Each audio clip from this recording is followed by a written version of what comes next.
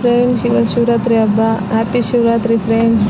ಇವತ್ತು ಬೆಳಗ್ಗೆ ಬೇಗ 4 ಗಂಟೆಗೆ ಎದ್ದು ಮನೆಯೆಲ್ಲ ಕ್ಲೀನ್ ಮಾಡಿ ರಂಗೋಲೆ ಬಿಟ್ಟು ಸ್ನಾನ ಮಾಡ್ಕೊಂಡು ಬಂದು ಪೂಜೆಗೆಲ್ಲ ರೆಡಿ ಮಾಡಿ ಪೂಜೆ ಮಾಡಿಬಿಡೋಣ ಬೇಗನೆ ಅಂತೇಳಿ 5:15ಗೆಲ್ಲ ಪೂಜೆ ಮುಗಿಸ್ದೆ. ಬಟ್ ಇನ್ನೂ ಕತ್ಲೆ ಥರನೇ ಇತ್ತು, ಬೆಳಕಾಗಿರಲಿಲ್ಲ. ಪೂಜೆ ಎಲ್ಲ ಆದಮೇಲೆ ನಮ್ಮ ಮಗ ನಮ್ಮ ಹಸ್ಬೆಂಡ್ ಇಬ್ಬರು ಎದ್ದಿದ್ದಾರೆ ಅಂತ ನೋಡಿದೆ, ಬಟ್ ಅವ್ರು ಎದ್ದಿರಲಿಲ್ಲ. ಸರಿ, ನನ್ನ ಮಗನ ಸ್ನಾನ ಮಾಡಿಸಿ ಅವನ್ನ ದೇವಸ್ಥಾನಕ್ಕೆ ಕರ್ಕೊಂಡು ಹೋಗೋಣ ಅಂತೇಳಿ ಫ್ರೆಂಡ್ಸಿಗೆಲ್ಲ ಫೋನ್ ಮಾಡಿ ದೇವಸ್ಥಾನಕ್ಕೆ ಬನ್ನಿ ಅಂತೇಳಿ ಅವ್ರನ್ನ ಜೊತೆಲಿ ಕರ್ಕೊಂಡು ಹೋದೆ.